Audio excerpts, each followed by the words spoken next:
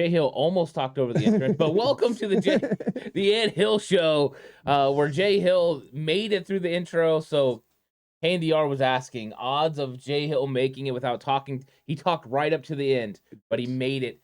So congratulations to Jason Hill. Just like the 49ers are able to make adjustments at halftime, Jay Hill can make adjustments from show to show. On the fly. Yeah. So a little bit different kind of show compared to last week where it was doom and gloom. The 49ers struggling to play the Kansas City Chiefs. This week, no struggles against the Los Angeles Rams, at least in the second half. They took care of business. Jason, what were your feelings on this game against the Rams? It was a good just overall whipping. Like it really was. Like I love to see how they use McCaffrey in so many different ways. I loved watching how the defense was so set on McCaffrey that it opened up everything else, like we talked about it would right after the trade. And sure enough, that's already happening. And that's only going to get more and more as they keep using him in so many different and dynamic ways. Like I thought Kyle did a really good job. I thought second half, the tweaks that D'Amico made were awesome. I love seeing Fred just all over the field. It was the kind of game where you walk off that field and like KB and Greg Olsen were saying, there's not an NFC team that you can clearly say can line up and beat San Francisco.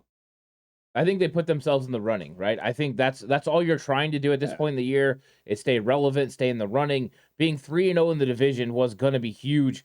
Pre-Kansas City game, I was on here coming on the shows talking about the most important game is not Kansas City. And for fans, it's important because you want the revenge, from the Super Bowl. But it's anyway. Division winning games, right? We got another one coming up with the Cardinals in a few weeks. That's going to be another big pivotal game. The 49ers win. They're going to put an absolute stranglehold on the NFC West because they're going to be a 4-0 and own wins over every single team, including a sweep of the Rams. And the Rams seem to come at the right time for the 49ers. Last year, they came at the right time. 49ers handled business, and they did it again. And each game has like its own little way about it. Like it seems like a full season within the game, right? Last year, week 18, they have to come back from 17-3. This time it's 14-10. Part of the reason I love this game is you get a lot of the first half is not like the most wonderful thing you've ever seen, but they executed pretty good after their first series. I thought they did well. Their defense was struggling, but the things that they were getting criticized for were lack of adjustments after halftime, being able to score touchdowns, being able to score in the second half, consistently playing off script. All those things they seem to answer in this game, which means they are capable of doing that as the season progresses. And that's really what you need if you plan on winning a championship in the NFL. Yeah, no. Talked about last week how San Francisco was averaging like 1.8 points in the third quarter through the first 7 games. They obviously did a lot better than that yesterday. So yeah, and I always enjoy the Kyle Sean chess match because obviously they're really good friends. They've been together for a long time. They know what each other is going to do, or at least they think they know. So watching them try and outthink each other and stuff it's really fun to watch. It is, and I got to give credit to McVay. That first half, he did a very good job. Yeah. Those screens were just, over and over and over. I didn't know you can have that many screens in your playbook. And I was the guy that was tagged as a screen game coordinator at one point. Didn't actually fulfill the job, but that's neither here nor there. I don't think I would have been willing to run this many screens, but they did it. It slowed the pass rush down. Of course, the pass rush, that's one thing Nick Bosa said in his presser was at halftime, we had to sit back and say, you know what? We are going to take away the screens. We're going to take away these runs, and we're going to make them have 3rd and long. Then the pass rush opportunities are going to be there. Because guess what? You can't get sacks if there's no pass rush opportunities. Makes it hard. And 3rd and manageable, that was part of the thing we talked about, last week, and it's the efficiency on 3rd down. Chiefs did it at a very high level. First half, Rams were able to do it at a high level. Second half, a difference. But let's talk about one of the biggest things that happened during this game, and that's that Christian freaking McCaffrey shows up. It was a passing touchdown, which I didn't expect to see, but I thought it was great.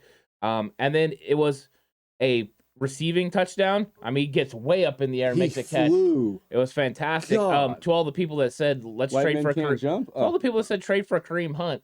I don't think Kareem Hunt makes that catch. No. It would have been a lot cheaper, though. I'll give you that. It would have been cheaper. I just don't know if it would have been as dynamic or as fun. And then number 3, you have the rushing touchdown. He almost gets in on the nice inside where he bounces out. So Fantastic quick, from laterally. McCaffrey. God. I thought McCaffrey looked explosive. He went full Booby Miles in this game, and he can pass. I thought it was a great performance. Jason, is this what you were expecting from Christian McCaffrey? Because I don't know if there's anyone that's been around me that's more excited about McCaffrey to the 49ers than you. Probably accurate. Yeah. First off, I just want to give a little jab to the people. They give up too many picks. The Chiefs traded 2 picks for Kadarius Toney, who doesn't have a 10th of the career accolades and resume that McCaffrey does. We gave up 4 for Christian McCaffrey. Just keep that in mind. And the 5th round pick, I know we always talk about, 5ths are so important. Value-wise, ends up being a 6th round pick because it's in next year's draft. Yep. So Kadarius got a 3 and a 6. He gave up a 2, 3, 4, and 5 for Christian McCaffrey. Just let that sink in. And tomorrow, as you guys watch the trade deadline, watch how many marginal players go for multiple picks. Whereas we gave up 4, yes, but no firsts, and what could very well be a very late 2 for Christian McCaffrey, who's under contract. Right, and that's what they said, right? The value of some picks will equal a first-round pick. Yeah. I think that's what they were trying to get to. And the one thing we can't forget is getting Christian McCaffrey prevents Christian McCaffrey from wearing blue and yellow. Should have been scary. It would have been a different game. If McCaffrey's not on your team, you're losing to the Los Angeles Rams. Or Buffalo got him, too. It'd be, that could have been lights out for the entire league at that point. Yeah, so the Rams end up, the F them picks thing doesn't work out for them in the long run because they F them picks with Sony Michel. Too many, yeah. And you don't have the 4th round pick. And, the 49ers, John Lynch was willing to go all in. I love it. And they get McCaffrey, and McCaffrey is such a dynamic weapon that Kyle Shanahan is going to be able to use in his offense. And we got to see a little bit of a glimpse of it with 26 touches? Yeah. I mean, this is how you do it. And then they're good. Like you said, Debo's going to be coming back. 9 days. He's been here for 9 days, and that's what we got against our rival. 9 days. That's all we've had him for. And Papa was saying this. He knows the playbook parts that he needs to know. That's all. Like we're literally talking about infantile stages of what this offense can be with him. And yes, no Debo yet still. Like we'll hopefully get him back in 2 weeks. Did you guys all see how open George Kittle was? Have we ever seen George Kittle open that much? Maybe 2018. Before he was George Kittle, yeah. Yeah. When you had Mullins whipping it out there, Ayuk had extra space to like we told you guys. He's going to open up the entire offense. He's going to give guys more space. What did y'all see yesterday? We saw our big time, the guys that we love, being able to do whatever they want because of number 23. Like he is an absolute game changer. What I love now is that I think a lot of people can start getting excited because I think there are people that really value draft picks, a lot. Me. Yeah, Jason does, and I do as well. You do too. Yeah. It was tough because I wanted the player, but I'm looking at the draft picks, and I do love that Christian McCaffrey went off and that Kyle used him in this manner. Because I think it will bring some of the people around that, have been kind of waiting like, man, but those draft picks, I think that's understandable to feel that way. But once you see a performance like this, it's like, okay, now I see what Kyle and John are doing. It's worth the picks because where are you going to find a player, 2nd, 3rd, 4th, future 5th that can do the things Christian McCaffrey can do? It was special things that we saw in that game. And I think, you brought up the playbook and what Papa said, and it's all about verbiage, right? That's what he was trying to learn over the last 9 days was, hey, what does this term mean for me? And once he learned what his terms meant, and then they put in the game plan. The game plan is a very small portion of the offense. That's what's nice about a player coming in. Once you learn the verbiage, then the game plan is pretty easy to be able to figure out. This is what I do in the red zone, 3rd down. He didn't have any of those things in for the game against Kansas City. They weren't able to figure those things out. Now he's got 2 weeks. Now, is he going to take time off? Yes. But is he going to be continuing to prepare to play in this offense? Yes. Which means exotic looks are going to be more and more forthcoming for Kyle Shanahan. I'm looking forward to what this offense is going to look like. We saw a 2 running back look with Jeff Wilson Jr. That was fun to watch. That would be even more fun when Elijah's back. Elijah's back and Debo's back. I mean, what are you playing? Are you playing a base 4-3? Or are you going to play nickel? And if you're playing nickel, we're going to run you over. And if you're playing a base 4-3, have fun matching up with CMC and Debo Samuel motioning out of the backfield. Seattle's 5-man D-line looks going to have a hard time with all that action. You're right. It just is. Yeah, and you know, have to pull one guy out and get an extra safety because another guy that benefited from CMC was Jimmy G. Jimmy G has been criticized about not throwing the ball away, taking too many sacks, forcing footballs. And you know what he had in this game was a check down guy that he could go to, but also a guy that could create. There were times where McCaffrey wasn't supposed to be a part of the play. There's one he goes through the middle, and he ends up finding an open zone. There's no one to block. He's in for protection. No one there. He releases out, and this is a reason why I think Jordan Mason's not playing those type of plays. But he goes in, and he flows away, from Bobby Wagner. Boom, and gets him the ball, and it ends up being like a 20-yard gain. And you see McCaffrey on the sideline mad he didn't get more. Yeah, but he was pissed. The dude is an absolute beast, and I think he's going to benefit Jimmy G. 84% completions percentage for Jimmy G. Since Steve Young was toting the rock for us. Yeah, I mean, and the offensive coordinators for Steve Young, Mike Holmgren and Mike Shanahan. Pretty good guys. They have a couple rings there. They're all right, I guess. Yeah. Jimmy looked no Marty Morningweg, but but who can be though? True. Or Mark Trestman for that matter too. Oh, I do like Mark Trestman. I don't. Jimmy looked like 5 games in 2018. Jimmy, that's the way the ball was coming out. He was 2017. 2018. He didn't make it 5 games. That's right. He was grabbing his knee against the Chiefs. The Chief ACL game. Yeah. He was confident. He was decisive. He was at.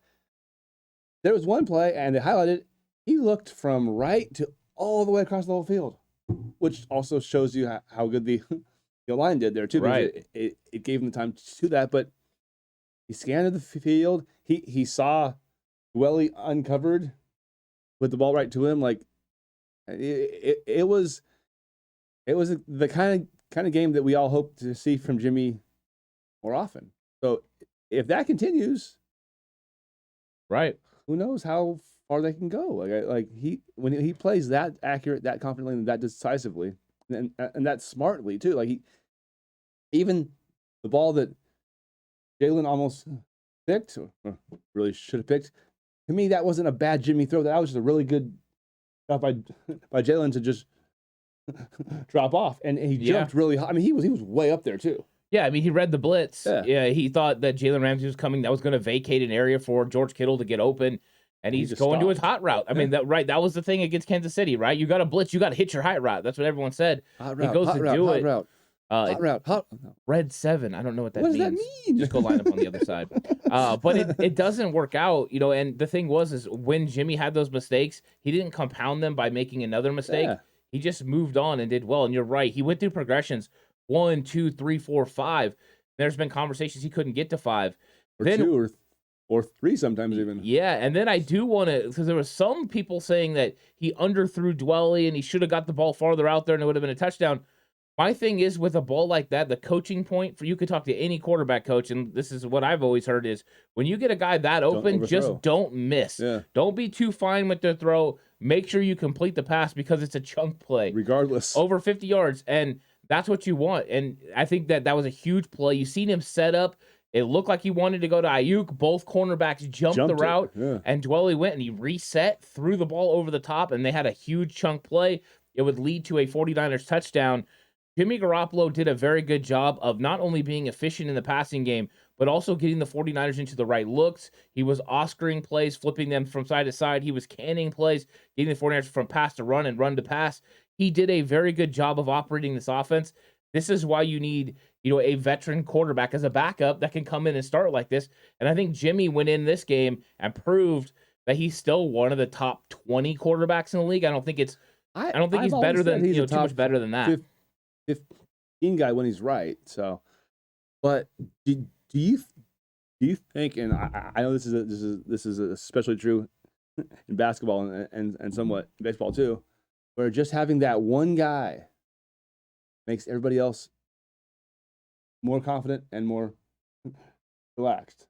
Well, it changes the game for this mere fact. Number one, Like it just puts everybody kind of at ease almost. Well, the normal play, right? You wouldn't be able to check it down to Christian McCaffrey and have him make that sort of, Yeah. when you don't have that guy that can make those plays, it makes everyone's job a little bit more difficult. But you've seen, I mean, early on in that game, they went to McCaffrey, they went to Jeff Wilson Jr. on pass plays, which was nice. Running backs don't always get the ball in Shanahan's offense. They executed that. But then, because of that, when McCaffrey went out in the flat that one time, linebacker vacated his zone to take away McCaffrey, and we got the ball up the seam to Kittle. Yep.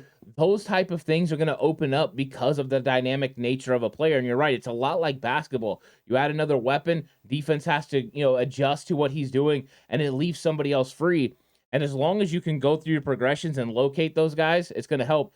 But having those dynamic players is what you need. And that's what I always say when they're going to make trades like this. It's like, you have a great team, but you could have a better team by adding that player. And every player that you add changes something. Christian McCaffrey is the version of Ricky Waters that from Mike Shannon. Now, he's a better player than Ricky Waters. Which says something because Ricky was a monster. Dynamic, Ricky right? was so good. He could run the football and he could pass the ball, catch the ball in the backfield. That dynamic nature of offense, you finally got that. William Floyd did the same sort of thing. Bar none. So, I mean, you're getting, right, these talented players that are well-equipped to play within this offense. I think sky is the limit, and that's good news. I predicted the 49ers were going to score 34 points. They come up with 31. And I'm right in the middle because I had him at 27, I believe, right? Yeah, so pretty excited about offensive performance, and Jimmy G was a big reason why. And overall, the offense scoring touchdowns, Jason, was hugely important. 21 unanswered points in the second half. And I think that is huge. It wasn't just field goals. There was the last touchdown that he threw to George Kittle. In that situation, that was a great throw. They could have played it safe. They could have kicked the field goal, win up 27-14, and been like, okay, here we are. Nice. And Kyle said, you know what? No, I trust my quarterback. I got this play. I want to put this cornerback in a vertical stretch in his zone. Are you coming up on Christian underneath? Or are you going to stay deep and sag on George Kittle? He got caught in no man's land, and Jimmy made him pay. It was a great design play and well executed by Jimmy Garoppolo. He ran across the entire end zone almost. Yeah. Uncovered. Like that was insane. It was really good throw. He did a really good job of getting his feet down too, which I know a couple weeks ago he kind of botched one. I would say this, that the second half that they played yesterday was the best half they played football all year. And I think that's good going into a bye week. Yep. I mean, you could take that momentum. Momentum in football is a real thing. Yeah. Being able to take that momentum into the bye week, it's huge. So, yeah, I mean, like with baseball and stuff, you can lose that momentum, from game to game. Starting pitcher. It changes. But in the NFL, those things are real. And that's what Jimmy was saying. We needed this. Like, we can get on a roll now. I mean, yeah, they got the Chargers coming up, but they're banged up. They got a good time here, too, to get prepared for some of these games that are coming up. And the 49ers, they don't travel very much. They have 6 home games. It's a lot of West Coast now. And their big travels are what? Mexico City? I mean, that's good for the 49ers. They don't have to change too many time zones. Don't drink the water. Yeah, I overall I love where this thing is setting up. 4-4 sounds really good. They have 3-0 in the division. And I like that the offense feels like it's starting to click. And I think that Christian McCaffrey was a missing piece. And I can't wait for the 1-2 punch that also has Elijah Mitchell involved as well. Yep. Well, let's I like touchdown. Yeah, let's flip it to the other side of the football because it wasn't just the offense. The 49ers defense, Jason, I'm not going to lie, that first half had me worried. It was like, oh my gosh, Kansas City all over again because the Rams just seemed to get touchdowns. The first matchup, 49ers defense held the Rams to field goals. This time they converted on touchdowns. Matthew Stafford with the run, then finding Cooper Kupp, in the Oren Burks in no man's land. I feel bad for Burks. When you're scheming up from D'Amico, you're not expecting there to be that much time. Yep. For him to be able to clear. I mean, is it the matchup you want? No. But in the second half, not only did the Rams not score, they pretty much did nothing. They only had like 2 first downs the whole half, right? They did. So what did you think about the defense overall from half 1 to half 2? And are you excited about this defense probably getting a lot of players back here coming up in the second half of the season? Well, the Stafford touchdown run. I don't blame the defense at all because they had every route covered. They had everything that McVay wanted to do on that play locked up, and Stafford made a hell of a play to get in there and got his slow down and got in. So to me, that's just a good football player making a really, really good play. And I think the scheme wise, we had him did the rights. He just the play. You say, okay, good job, Matt. But the second one, that was kind of weak. Second half though, man, it was just like whatever D'Amico said or did, they came out and they were just like you could just got the sense after that first possession, like Rams ain't gonna score unless it's something really funky, because it was back to what the defense had been the first 5 or 6 games really, and that was good to see because the Falcon game was kind of ugly. Obviously, last week was just dreadful, and the first half kind of just not winning on down enough. So it looks like we'll get Armstead back in 2 weeks. Hopefully, God. Obviously, Kinlaw we're still unsure about. It's still really odd to me to praise Armstead, but he definitely earned it. And we get those guys back. We get Red out there too, and we're back on track. We just ready to roll again. Yeah, I mean, the defense did a very good job of adjusting, and I think one of the plays that really signifies some of the adjustments that they made was when you've got Allen Robinson coming across the middle, and you've got Cooper Kupp going up vertical, and Greg Olsen says, oh, he should have thrown it to Cooper Kupp because he throws it underneath. Well, that was the adjustment from first half to second. In the first half, Fred Warner would have carried Cooper Kupp down the field, and so that's what Matthew Stafford thought he was going to get. He was going to hit Allen Robinson across the middle. He was going to have a nice, good play on that. And Fred Warner dropped off. They changed their coverage. It was a good adjustment during the game by D'Amico Ryans.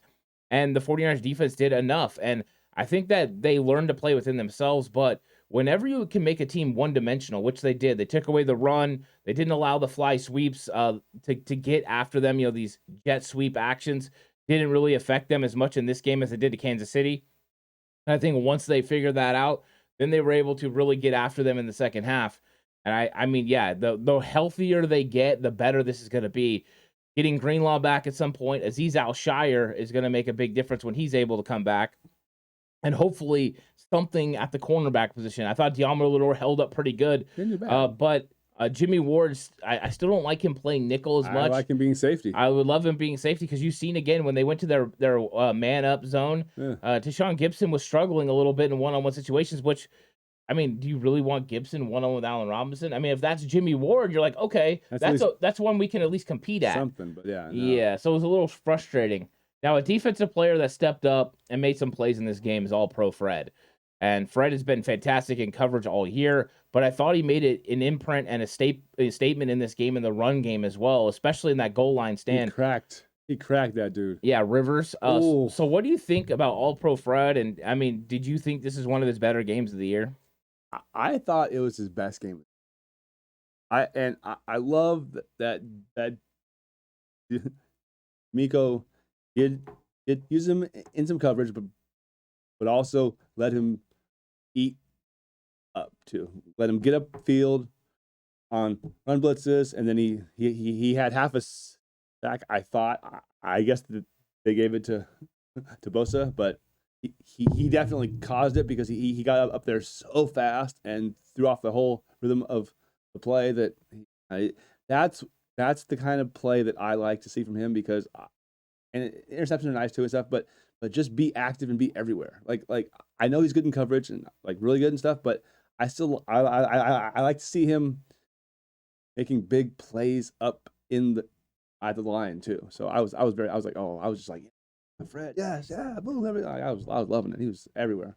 Yeah, I mean, part of the reason that Fred struggles sometimes in these games, especially like games like Atlanta, is when the other team is able to get the run game going. When they get the run game going, that usually means Fred's fighting off offensive linemen, and the interior defensive line strength has been a problem for Fred. When Fred has Armstead and Kinlaw in there, he's able to run free and make plays. That's what all linebackers want.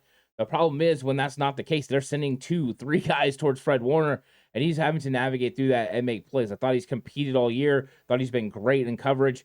And then I thought they got an opportunity here where you had an offensive line that wasn't that great, so they weren't able to win up front against Hassan Ridgeway, against Kevin Givens, and the rotation of Kerry Hyder.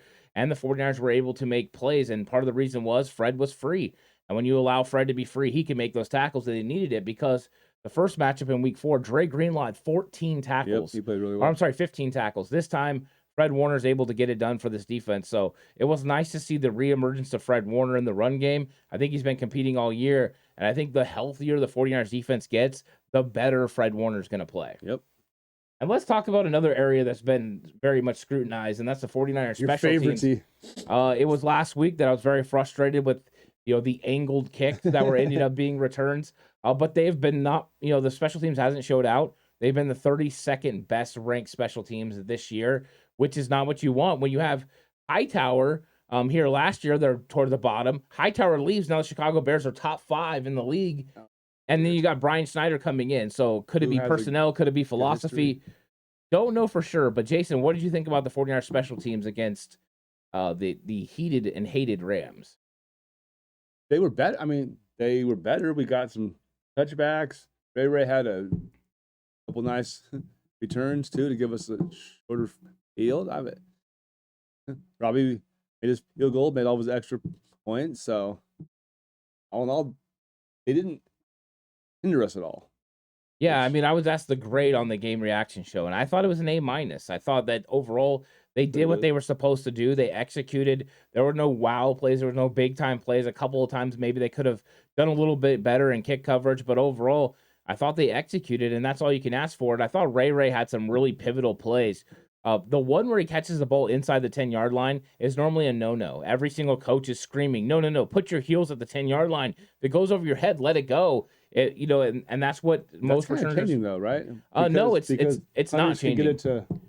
You still don't want that because your chance of getting a turnover in that situation is not good. So you just do that. That's the thought process behind it. But he did it, I think, because he had a little bit of space, but getting them out of there and not having this 49ers offense backed up. Yeah. Being at the 12-yard line compared to the 5-yard line or the 3-yard line is huge. It's a big difference. So I commend him for taking that opportunity. I wonder if Brian Schneider is happy about it. But overall, I thought Ray made some plays. And there was another one that he took out of the end zone where they're like, oh, he's taking this one out. And he ended up getting up past the 30-yard line. Yep. Those small little amounts of yards end up paying off in the long run. So 49ers special teams, I thought, played maybe their best game so far this season. Was there any turnovers? No. But I thought they were pretty much on point. They were buttoned up. Yeah, it looked professional. Which is a good sign. That's what you want them to be. And then, Jason, for our last topic, it's 49ers coaching. 49ers coaching has been a hot-button topic from everything from fire Kyle Shanahan to DeMeco Ryans is going to be a 49er next year because he absolutely stinks as a defensive coordinator. How quickly it changed, right? From he's a genius and he's going to be the number one coach out there in the market to, he's going to be back and he's just not that good. I mean, if DeMeco's back next year, I will be happy as hell because, I liked Roberts. I thought he did a really, really good job with our defense. I think DeMeco's way better of a defensive coordinator than Saleh is. But and once again, injuries don't matter. So the fact that we were on our 5th and 6th starting D linemen had nothing to do with why the defense was having issues, and we're still trying to get set at the cornerback. Like when we had our top defense in there, he was the best defensive coordinator in the sport. So that's weird how that changes all of a sudden. As far as yesterday goes, they gave up 14 points. He did a terrible job. Clearly, we should probably fire him because there's got to be somebody else out there better. What have we said all 12 episodes? If San Francisco gives up less than 17, they should win every game. Did his job then, folks. Sorry. Yeah, and the adjustments from not only the defense at halftime, which it proves it's fantastic coaching, but also Kyle Shanahan's adjustments from week to week using Christian McCaffrey, being able to scheme up an offense that can score over 30 points. without Debo Samuel, without Kyle Juwan Juszczyk, without Andrews. Jawan Jennings. It was it's one of those things where the coaching is on point, and these guys have been fighting. There are tough matchups in this league, and playing Atlanta when you're short interior defensive linemen is a tough matchup. Playing Kansas City when you don't have an Emmanuel Mosley is a tough matchup, especially when you don't have pass rush on the interior. I think those things go to hurt your football team. Now, those things matter. are there things that they could do better in those games as coaches? Yes. Absolutely. But they're learning from those mistakes. They're finding out who their football team is, and they're making necessary adjustments. And I think that's all you can ask for from a coaching staff. And as long as they continue to get better and continue to evolve, you got to be excited about the 49ers coaching. I know I have had no qualms with this coaching staff. I don't want to fire Kyle. I don't think D'Amico is not going to be one of those guys that's highly touted. I think he is, because I think he's a really good coach. Would I love to have him back? Yes. But in all reality, he should not be back. He should be one of the top 32 coaches in this league and be a head coach, because he's just a leader of men. But overall, I thought the coaching has been really good, and I haven't really understood the criticism as much as some, because I think that, the 49ers, they haven't executed at a high level, but I thought they were putting together some things. Progress. Yeah, and I think that dealing with the injuries is a real thing. Yeah. I mean, once again, we say it all the time, if Kyle got fired, you would literally see 5 or 6 teams call his agent and say, hey, we'll fire our coach right now and bring Kyle in. I mean, I know what I would be worried about. Arizona. I'd be worried about Arizona just deciding, you know what, we're done with Cliff. Yeah, we'll bring in Kyle. Or the Cowboys finally get a good coach. Or the Broncos even. Yeah, I mean, that's the thing. You have talented rosters out there that are maybe one coach away. The Chargers. I think he would enjoy going down there with Mr. Herbert. I think he would. Yeah. So I mean, I don't know if he's and Keenan and Mike Williams. And I don't know if Herbert's as good as Mr. McDade, but little inside joke. Hi, Alex. I think that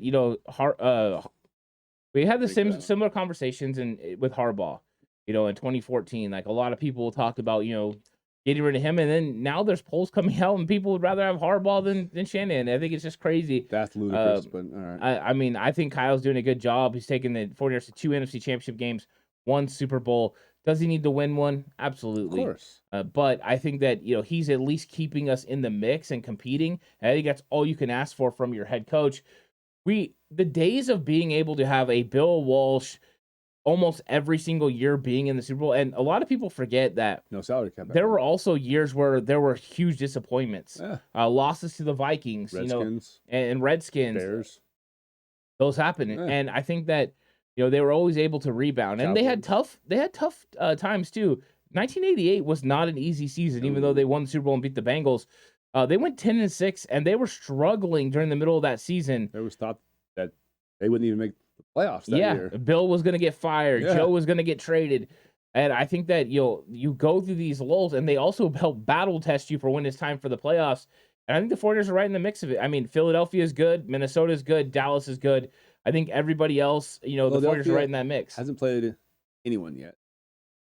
Sorry. I mean, Cowboys, but who is there to play, though? Besides, I mean, there's the AFC, but in the NFC, who is there to play? You know what I mean? True. I mean, they're gonna play they play the Cowboys twice.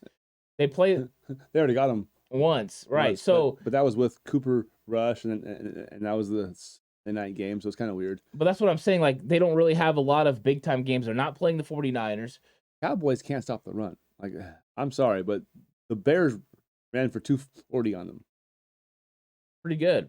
I watched a little bit of that game, and then I carried on living my life. Thank God for Red Zone, where it could kind of flip around. It's my favorite channel to watch. So, Jason, 49ers go into the bye week, I think, with a lot of optimism, a lot of potential players coming back. I'm very excited about where this season is headed now. 4-4 sounds a lot better than 3-5, and now they are legitimately in the mix, not only for the division, but for the playoffs. I think that's all you can ask for, and now let's see what this team can do moving forward. But I was very excited about this huge win over the Rams. Yep. Realistically, the 2 seeds not in play as of yet, because Vikings only have 1 loss, so it'd be hard to get them. So the goal for San Francisco would be the 3 seed, which could happen because the NFC South and the champ will get the 4 seed, and they could have like 6 wins. So yeah. And when you get to the playoffs, it's all about matchups, and you never know if you're even going to have to play Philly. If I want Philly. Yeah, if you get to that second round, who's going to be there?